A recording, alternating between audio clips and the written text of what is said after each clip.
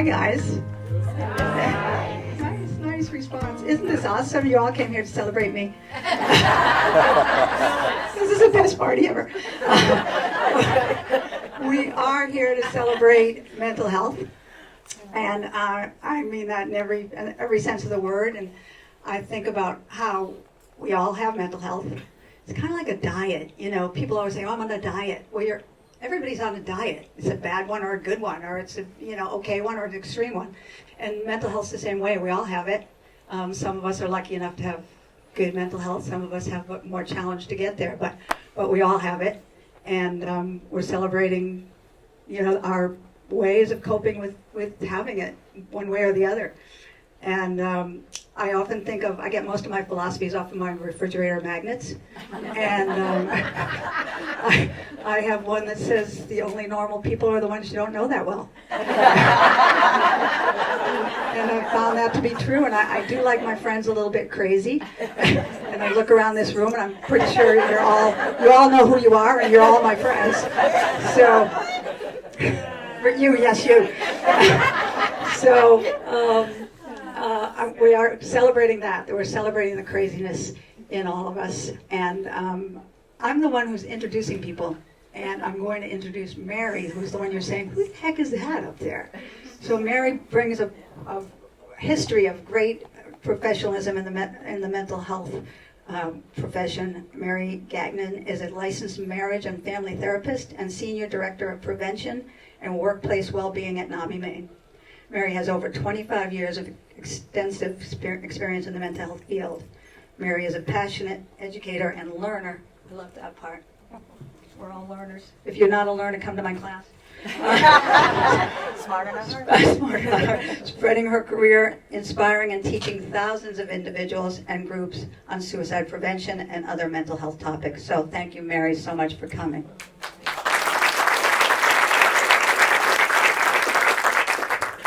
These are the notes I have on Cheryl. Three words. We weren't always the best friends in the whole world, but we were always friends. And she's going to talk about NAMI and her journey through NAMI and where NAMI got her, but I'm going to talk a little bit about pre-NAMI days when we were just a couple of moms with teenagers, 7th graders. Those of you who've had children know what that means. And ironically, I had a crazy dog. So we would take this crazy dog for walks by the hour. And my little shy, quiet friend wouldn't say much.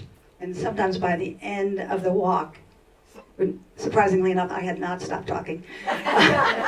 She would finally mention that she was a little worried about her boys. And, with my degree in teaching, backhands, I felt I was uniquely qualified to help her through this journey. And so we did that for probably 2 years. We walked every day for hours, and we solved all the problems of the world, and eventually we'd talk about the boys. And maybe you've all been like I was trying to fix it, so I would just say, I think it's normal. And after about 2 years of this, we realized that I was not equipped to handle this task. And we kept walking the dog, and we kept talking about the boys, but she looked for someone other than me. And it took her a while to find NAMI. It wasn't an easy task, and that has become her life's mission, to make sure that no one else has to look and look and look for help and support and guidance. So that's why we're here tonight. She will talk to you about how to find NAMI and her role through NAMI. But I want to tell you about 4 impacts that it made her road easier. One is me. A round of applause. It says that right here.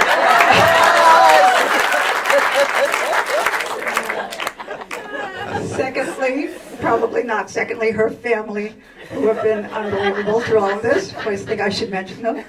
Wendy being here tonight, and all of her family, and her dog Ollie. NAMI Maine, unbelievable. I can attest to what NAMI Maine does for anybody struggling with any part of mental health issues. And this pickleball community. Cheers to you. Pretty sure she would not have made it through last September without all of you. So her gift, because of course I think she's amazing, but you may all not know that, but you probably do. Her gift is that she will talk about it tonight in a humble, vulnerable, honest way. And that will assure all of you that if you don't have mental health issues with your family or yourself, that you will have more empathy by tonight's ending. And if you do have anybody struggling with it, you will know that there's a pathway and there's hope and you're not alone. So, enough about you. And then Steve, I asked him for his bio and he said, just tell him how great I am. And he's already talked for 25 minutes, so I think we're good on Steve. But everybody who knows Steve loves him. I think everybody's pickleball experience has been better off for having known Steve. And this is just a small indication of who Steve is. Cheryl a month ago asked him if he'd be on the tournament committee, and now we're sitting here because of Steve. So he's an amazing guy. He's a doer, and I'm very proud to call him my friend.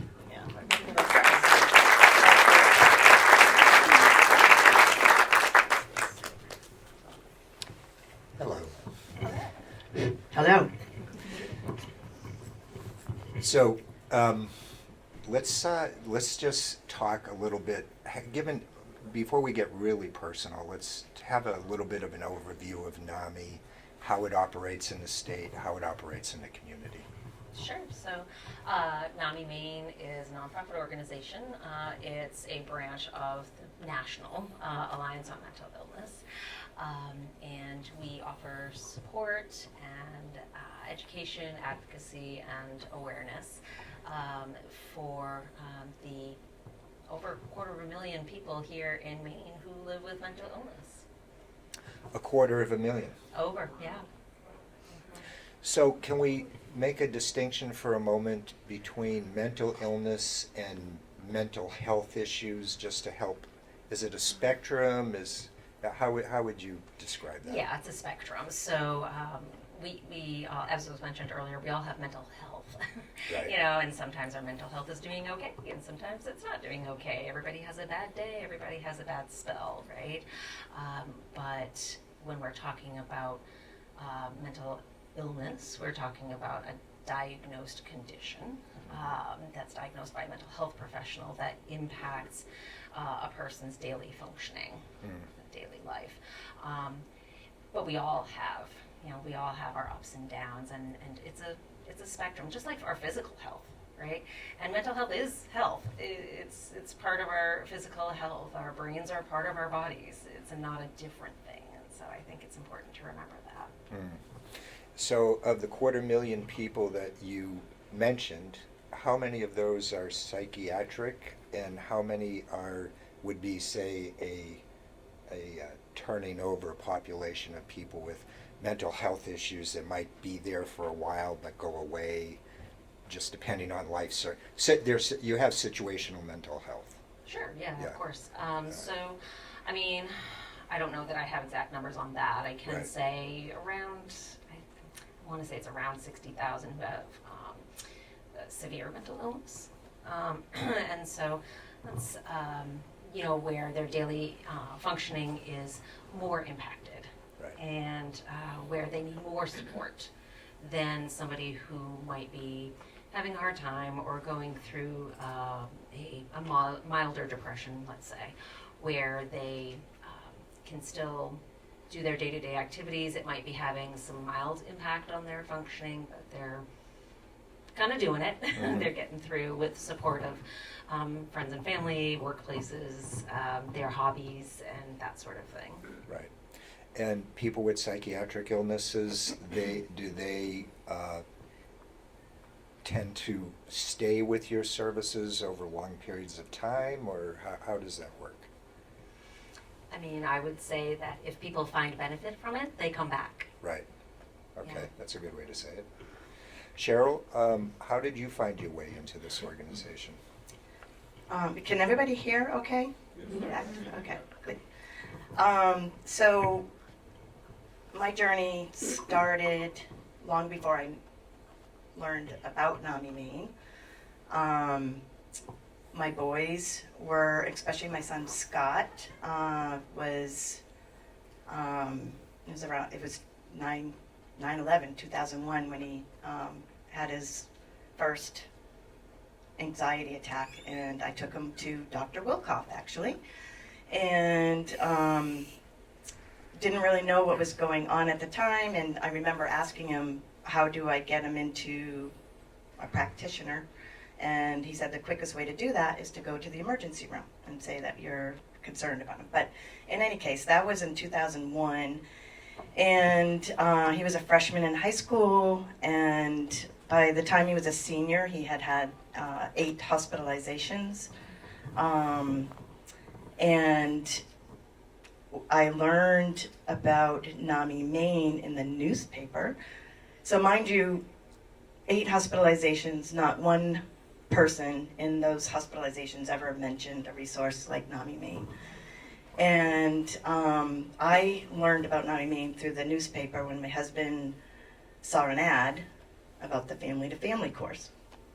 And Family to Family is all about mental illness 101.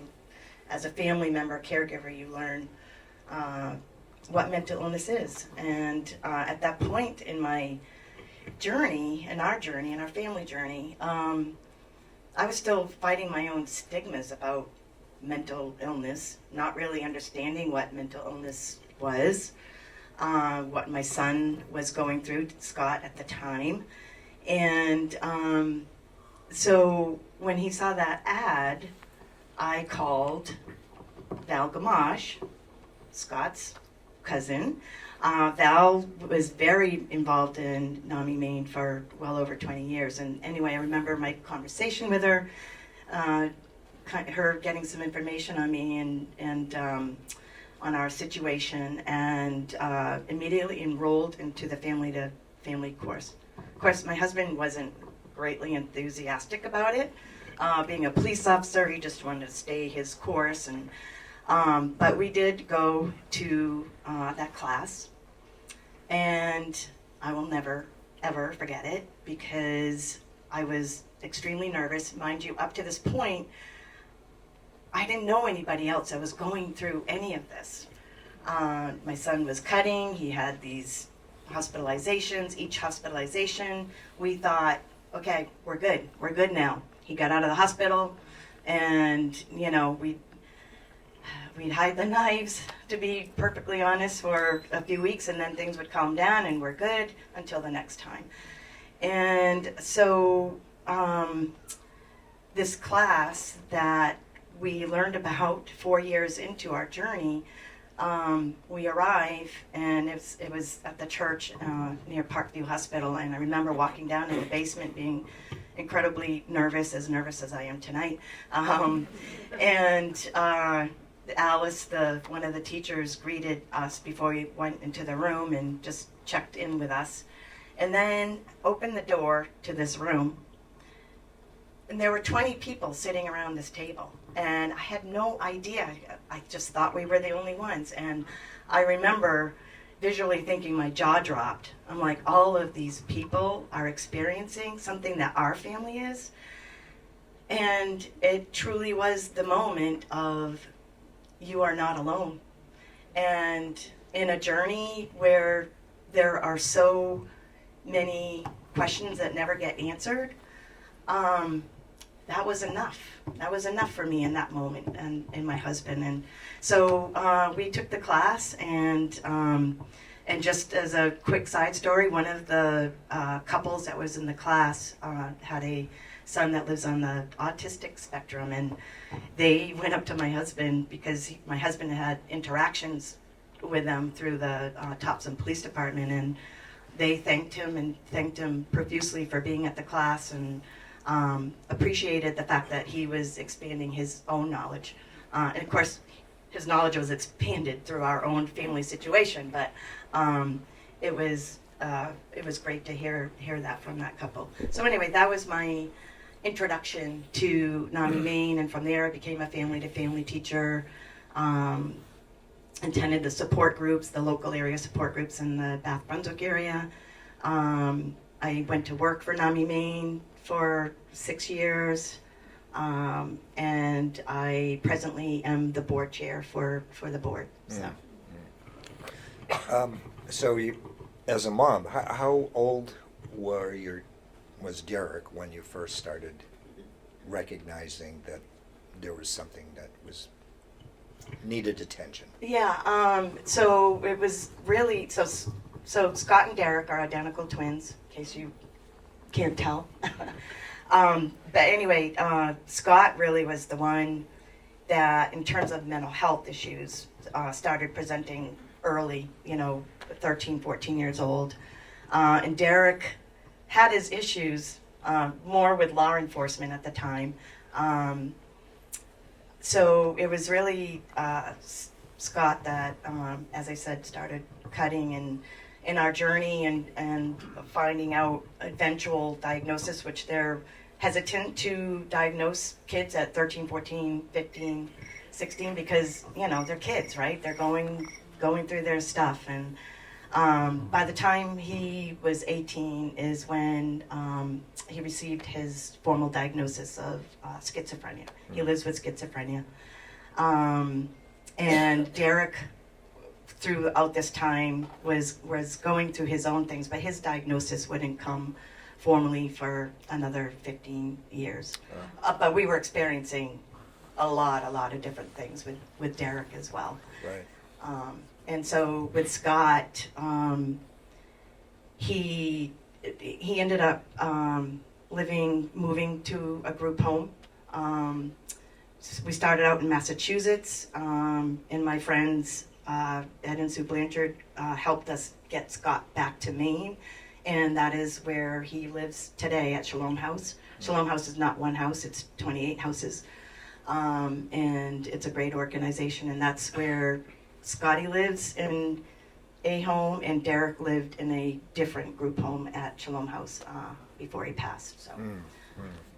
So over the years, your family kept evolving and kept kind of getting deeper into these issues.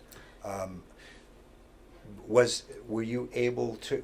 Were you isolated in this, or were you able to easily get support from friends or people you knew? And I'm talking about really like things are just really starting to kind of blow up, and and you're a mom just trying to figure it out. And your husband, you're trying to figure it out. Was it isolating? Were you able to reach out? What was it like for you?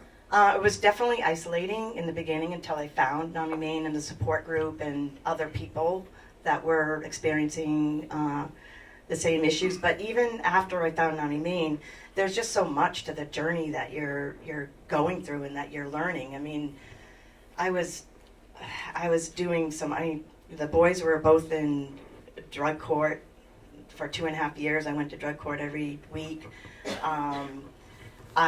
When Derek moved to Massachusetts, I was learning a mental health and juvenile justice system down in Massachusetts, learning the same thing here, learning what a blue paper is, what a white paper is,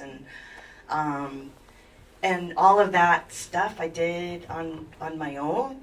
I did some of that certainly help with NAMI Maine and NAMI Massachusetts. So I would say, to answer your question, it's isolating, and I definitely had support of friends and family around too. Right. But you went through 8 hospitalizations before NAMI. Yes. And I imagine, so I had one experience in my life of someone I'm close to, 10 days in the ER waiting for a bed. So we were doing rotating shifts, just being there. And Yeah. were you going through that kind of thing too, like ER stays and long stays, trying to get a bed, trying to get in? Yeah, fortunately, we didn't. So many people experienced that delay in the ER. We might have been 24 hours maybe at the longest before Scotty would get a bed. And it was an adolescent bed, and so there's less adolescent behavioral health units in the state than there are, adult. So we would, he got admitted to Acadia, he got admitted to it's not there anymore, I don't think, but Seton, Spring Harbor. So yeah, we were experiencing some delays, but not like what you're talking about, fortunately. Right. Those are really sad Right. stories when you're having to wait in the ER. Right. Yeah. So I was in nursing when, during the Reagan era, when they emptied out the mental health hospitals, before there was much more of a population of people inside. Has your general experience been that it would have been better to be able to have readily available inpatient hospitalization, or do you feel that the resources you were able to access, like Shalom House and the support services of NAMI, were adequate to help you get through those periods? And then also not just you, but how you see other parents getting through it. Yeah, I think that's like an individual basis. Right. I'm having a hard time answering that one. So. Yeah, got it. How do you feel the stress of it affected your own personal health as you were going through all this? Definitely in the early stages, so after 2005, when we went to the family-to-family course, and Scotty got into Shalom House with group house living, and still trying to accept the things that were happening, that which you resist, persist, Eckhart Tolle, which I think is what was happening. We were fighting for Scott, and not really still understanding the disease progression, and that this was, each time I said earlier, he got out of the hospital, it's like, okay, we're good, we're gonna do this, he's good, he's better, until it just dawns on you that, oh, this is a lifetime journey. We're in this for life. And I don't know when that realization happened. Somewhere after the 2005 family course. And then Scotty had 2 separate year-long hospitalizations at Riverview Psychiatric, the state hospital. That was 2009 and 2011. And I think somewhere in there is when I came around to radical acceptance that, oh, this is what's happening to us, and it's lifelong. And I did just want to speak to, the early years were difficult in accepting things, and yes, I had my own depression. Absolutely had situational depression for a couple of years, pretty bad. But through friendships and connections, I got out of that, if you will, for lack of a better word. And the things that we were experiencing at this point, early 2000 and certainly through 2010, 11, was the ambiguous loss of all the things that when your kids are born, your kids are born and we all have a path for them, right? We all have these expectations. We know how their life is going to go. And when that derails, whether it's they're not going to the college that you want them to, or they don't graduate from high school, because neither boy graduated from high school. And all of the things that are happening around you with your friends going to college and graduating. Scott had gotten into a college, but we had to forego that. So all these ambiguous losses that were happening, which I didn't even understand what ambiguous loss was either. So having a name, once I learned what that was and being able to put a name to it was helpful to me. So, and it's really about accepting rather than trying to change your kid's path. So for us, we had to accept the fact that Scott and Derek were, this was their path. It wasn't what we dreamed and hoped for them, or what they dreamed and hoped for themselves. Right. Right. So, yeah. So that the 8 hospitalizations prior to encountering NAMI, over how many years was that? 4 years. 4 years. Yep. So then you walk into a room and there's 20 people sitting at a table, and now you're in a place where suddenly you're getting a different kind of support than you had ever received. Can you talk about that?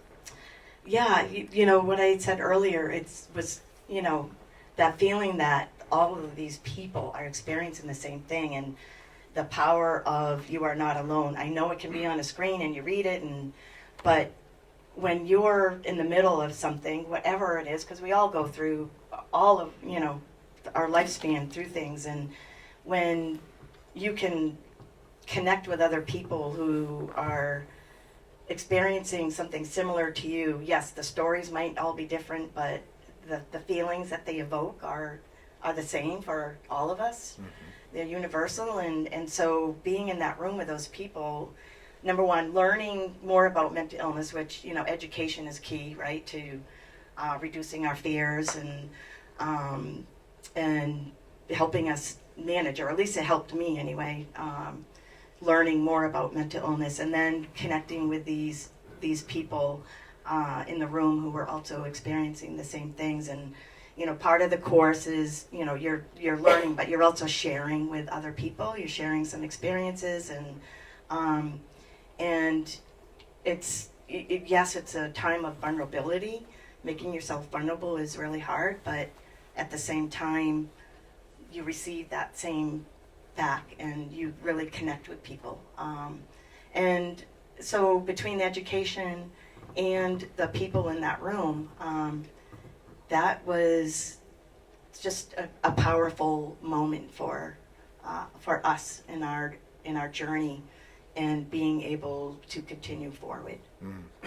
And in the peer-to-peer support model that NAMI offers, is there training that goes along with that, like help people become better peer? So you came in, you were a freshman, and then you became an expert supporter. Can you talk about that, Mary, a little bit? So anybody who is interested in being a facilitator, or a peer facilitator, or a family-to-family facilitator does need to go through training, and they do that with us to, you know, kind of be able to learn how to best support the other people who are in the program, while also kind of managing whatever might come up for them as a result, because, you know, we're all in this because we've all been through it, right? And so being able to manage that and still be able to sort of hold people's feelings, hold people's experiences in a way that's safe. Right. Yeah. Right. So Cheryl's experience was as a parent with 2 children with illness, but then I have to imagine that there must be many children who have mentally ill parents, Absolutely. and so there's a lot of cross-generational stuff going on. And some of the services you offer for children who have an ill parent? Well, we don't necessarily offer services for children, young Right. children. Right.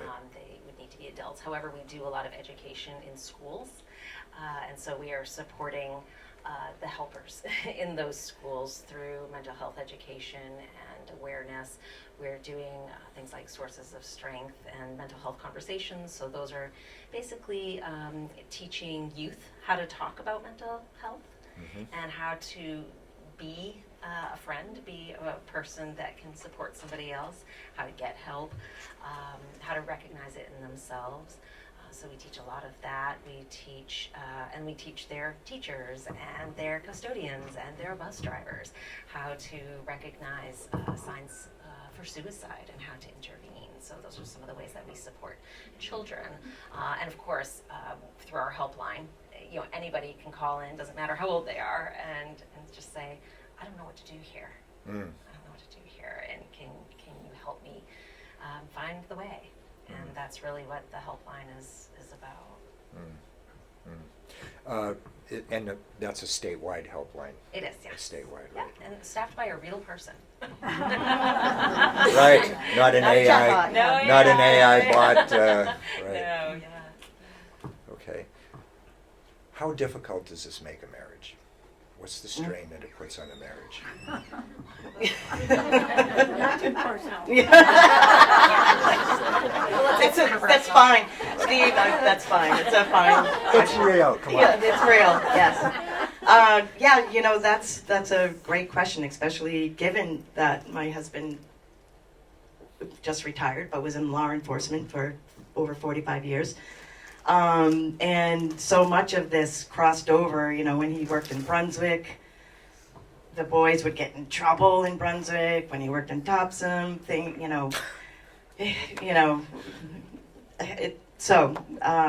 it was pretty hard and difficult for him from a job perspective, and for me, and I did so much of it. Like when I was going to drug court for 2.5 years every week, that was me, because he wasn't going to drug court in West Bath where he would go, and the judges, that was his place. And you know, I'd go to Massachusetts and have to go, you know, figure out things for Derek, and so I was doing a lot of that stuff on my own, and we've talked about it recently, and you know, he has regrets for not supporting. We were just doing the best that we could, right? I mean, Right. and hindsight is great, because if you can look back on it and not live in regret, but live in learning, then that's powerful. Well, I think any relationship goes through its challenges, and now if you have, so did you both come to the point of radical acceptance at the same time? I would say not. I think my journey was much longer, because he, it's just more, he's more black and white, plus dealing with it, mental health calls all the time on police departments, but what I would say for him is it really helped him to be more empathic when he went on those mental health calls, and he had a total, it's like anything, right? When we experience something in our lives and we can connect with another human being on that level, of empathy and understanding, and I think that that really helped him at that point in his career but yeah, it was very stressful for us on the marriage. I tell him all the time he's lucky to still be married to me. Of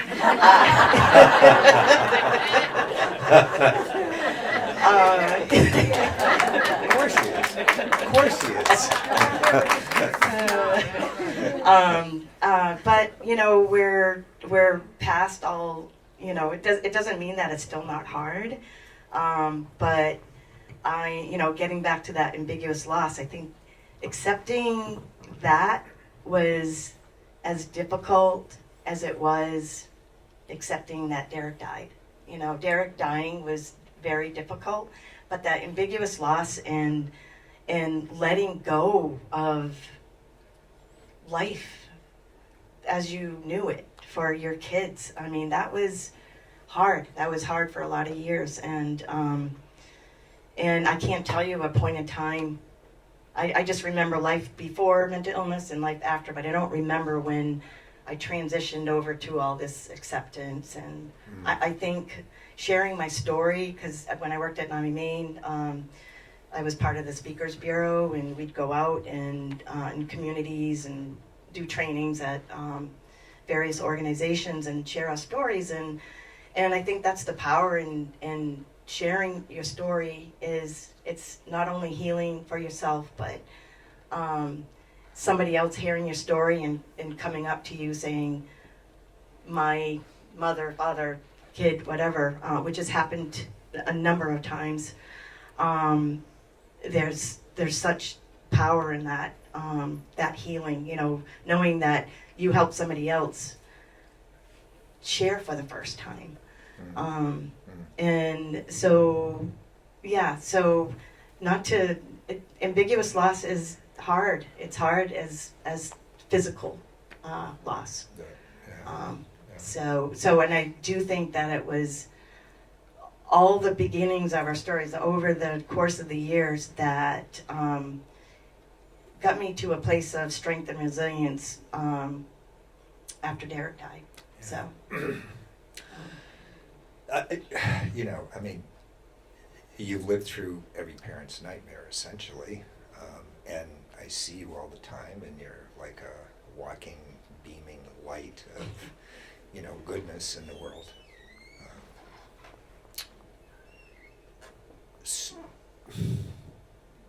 Where do I want to go with that? So, do you have anything? I mean, what can you say about that? Like, actually, you know, radical acceptance. So that's a couple, you know, pithy words. What's happened inside your heart to allow you to keep moving forward? I think, you know, I think I'm generally a positive person anyway. I don't, you know, when Derek died, he died of a fentanyl overdose. Although stimulants was always his drug of choice, but there were great lessons learned that day. I did not know what a fentanyl overdose looked like. Had I could have saved him. And in that moment of knowing that, I have a choice. I can either live in that regret and hold myself at fault, or I can use it, as I like to say, make purpose from the pain and education and awareness. And so for me, mental health, substance use disorder, learning about what a fentanyl overdose looks like, how to use Narcan. We didn't have that in our, Derek happened to be visiting. He was home from his group home that for the 2 days. And so we didn't have any. Of course, my husband has a Narcan in his cruiser, but we didn't have any at the house, nor did I know that I should have some, because he had had 2 previous overdoses, and he went to the hospital, and Narcan was used, but I didn't know what it looked like. So for me, being not living in the regret, but moving forward and using a sad story for good is how I find positivity. And the other thing too, and I said this at a service, I mean, we've all been, everybody in this room has loved and lost or been through hard shit. And that's just, in this pickleball community, it's huge, you know, to understand that and recognize that in other people, and to be able to connect at that level. And so that also keeps me, I love talking to other people and listening and hearing their stories, and that's why we're all here, you know, not here, but here. Yeah, and so the mission, you know, that you're on now, because you recognize that you received incredible positive help from NAMI over the years, and you've seen how it operates positively in people's lives, not just yours, but you've helped many people through it. So what is it so with the board, you're in the board president role now, so do you have anything else more you want to say about the personal before we kind of up level? No, I just, you know, I thank you all.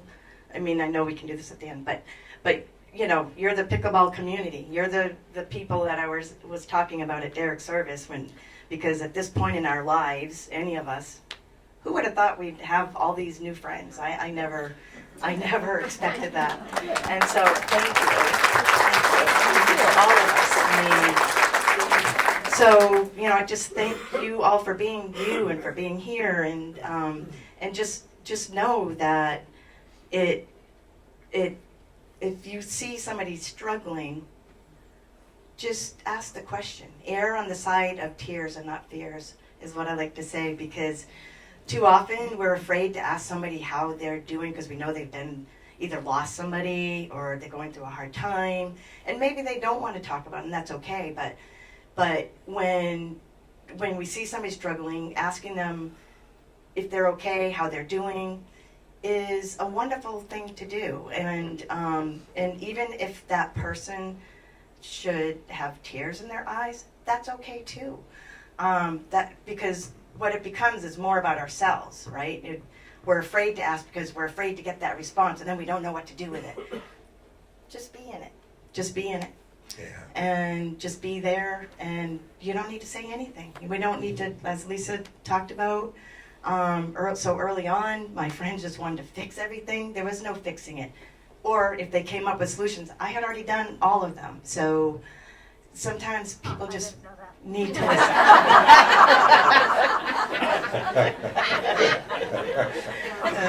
So I guess, yeah, I guess that's what I'll end on for personal. That's a wonderful place to end it. I always remember that Robin Williams saying, which I the one that I know that you know, everybody's struggling with something, and we never know what people are struggling with. Yeah. So it really does pay to kind of be kind to people and Yeah, yeah. everybody And- has a story. and like you said, reach out to them if you see Yeah, it. yeah. And it doesn't mean that people, again, I said at Derek's service, I choose to do this. And as hard as it is, I choose to do it. And my husband and my daughter are very private people. They would never do this or want to do this. And that's their choice as well. And, so we just have to be there for people and show up meet them where they're at. And if that's just, are you okay? Yes, hug, whatever it might be. And it might not be that somebody wants to share their story, but Right. but we just got to show up for people, Right. and that's huge. That's huge. Just try to cut through that aloneness even just a little bit. Yeah. Especially at this point, I mean, I don't know what the average age in this room is right now, but we're all witnesses to each other's lives, right? And so, we're all gonna love and lose in this room. And so this community that we all have now is huge for that, right? Because we're gonna show up for each other when we need to, so. Yeah, that's for real. Just to raise hands for a second, how many people in this room have been involved in this pickleball community prior to 2018 when Pegasus was built, when you guys were all playing in the land? Wow, oh my I was trying to goodness. see that. See that? I didn't even know it existed. Wow, that's awesome, yes. Yeah, no, that is awesome, yeah. And so, yeah, people's, we all see each other going through stuff. I've had a stressful couple of years, and my current thought is, well, it's either something's happening to me or it's happening to someone I love. I mean, that just seems to be what's going on. Yeah. So, I hear. Wait, first of all, is there anything else you want to elaborate about NAMI services? And I know you have some things to share about that. And then we're going to talk about a pickleball tournament, I guess. Yeah, sounds good. So, I mean, I think what NAMI is really about is we're grassroots, we're people helping people, and that's really what it's about. We're helping each other, neighbors helping neighbors, we're helping, we're helping Cheryl, and we're helping people in the audience, and we're helping you and me together to just walk this journey, whatever that journey brings us. And we do that through our groups and through education for, people who serve in our community. And we do that through our helpline services, and we do that just through spreading the word. There's a significant gap here that we can see. 73,000 adults in Maine reported needing mental health treatment, but not receiving it. That's huge. That is huge. That's huge. And so we don't offer counseling or that sort of thing, but we are a connection. And I think when you're all talking about connection, I think that's really the strength of NAMI Maine. I think we just connect with each other. And what more can you ask for in this world? True. So we're at the second anniversary of the Lewiston shootings. It's this Saturday is year 2. And you live in that community. Yes. Any observations about that particular incident, either on the first responders, on the families left behind, on the community as a whole? Because if you're not, it's like we all know that it happened, and I think we were all impacted by it, but if you're not living there, then it becomes more distant. So Yeah. what can you say about that? I think that having lived, living there and experiencing the terror of that night and the days that followed, because it wasn't just Yeah. a single event. There was a period of time where we didn't know if we were safe going outside or what that was all about, and so we were all pretty frightened, I'd say, if I'm going to speak for the community. And the people who reached out, that includes NAMI Maine. NAMI Maine reached out to first responders and schools and people who were hurting.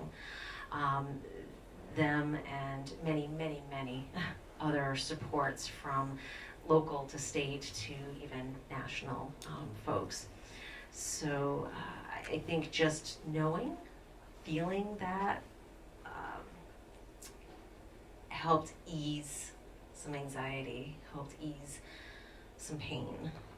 My neighbor was one of the people killed.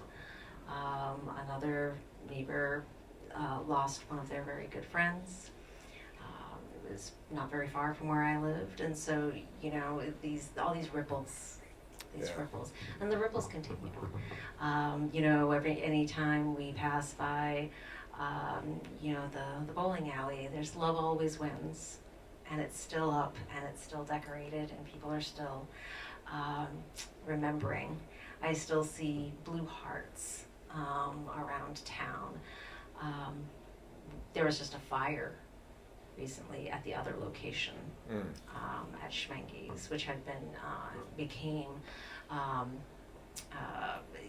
services like coat closet and services for individuals. There was just a fire there recently, so like devastation upon devastation. But we also had an increased sense of community. We also have folks who, like the Maine Resiliency Center, who are still helping people, still keeping those connections strong for people who were impacted. And so, educational programming and things for, supports for the folks who support people, whether the first responders or therapists or that sort of thing. So, as I reflect on it, it's still a horrible tragedy, and it's still really difficult, and we are resilient, and we are continuing. Lewiston strong. Absolutely. Okay, so you're doing a pickleball tournament. Part of your mission is because you are a believer in the mission of NAMI. You've made it your personal mission to help benefit this organization. Can you talk to us about that? Yeah, so the tournament this year is on New Year's Day.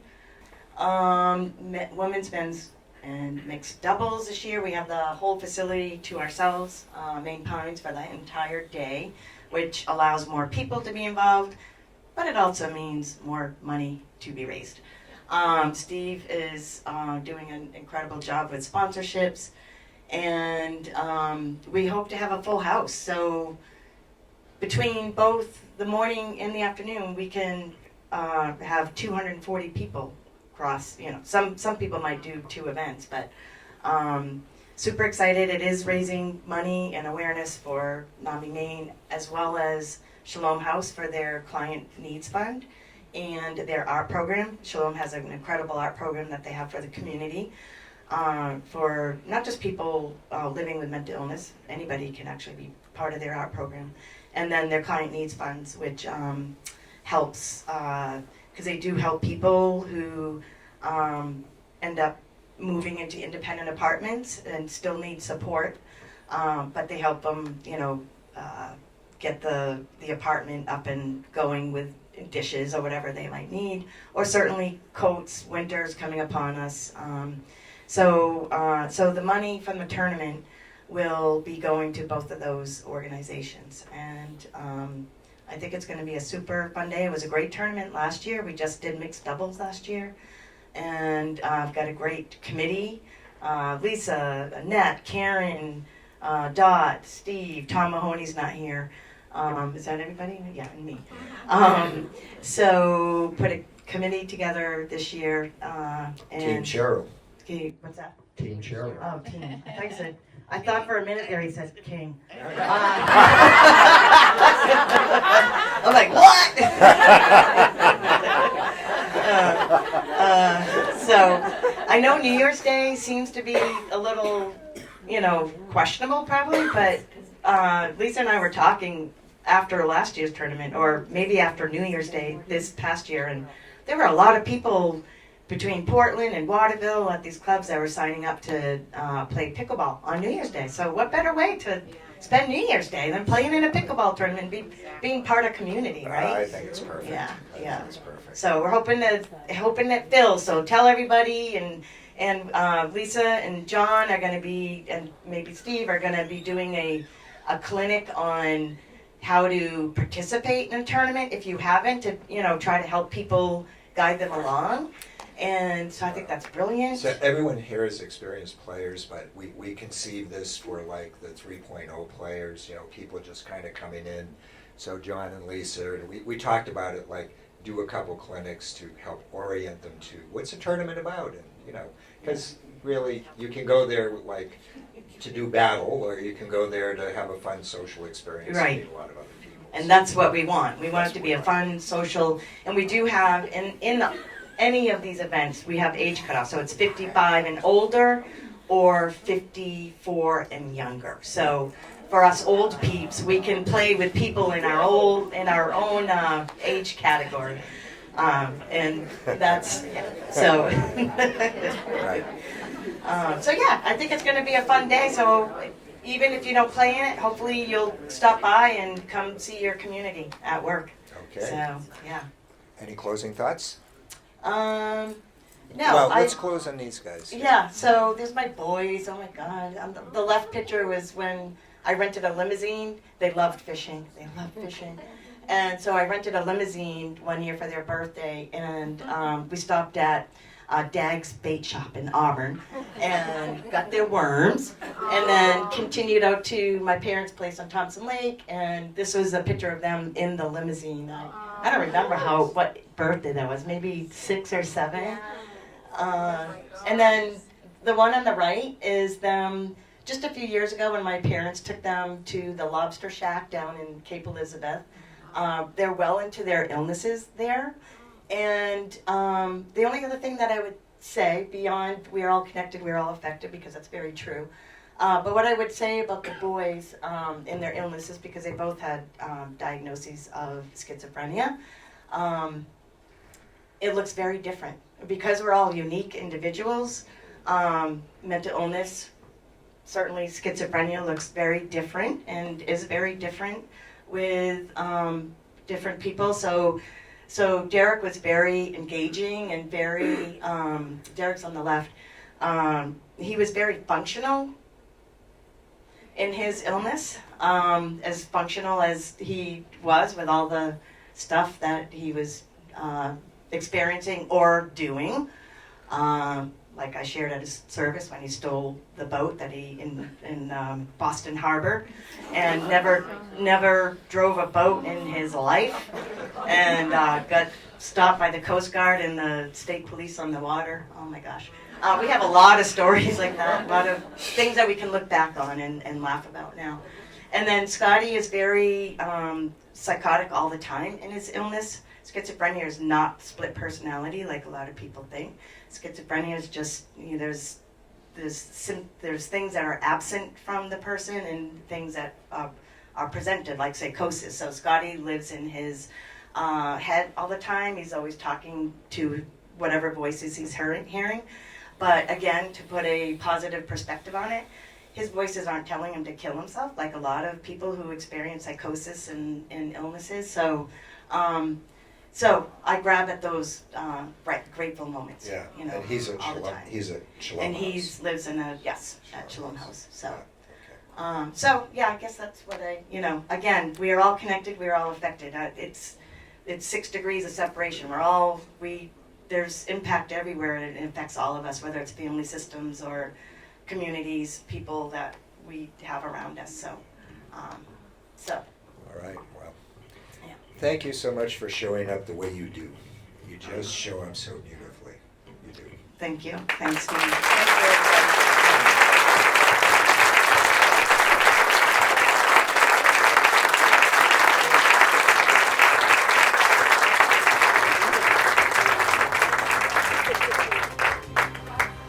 Okay.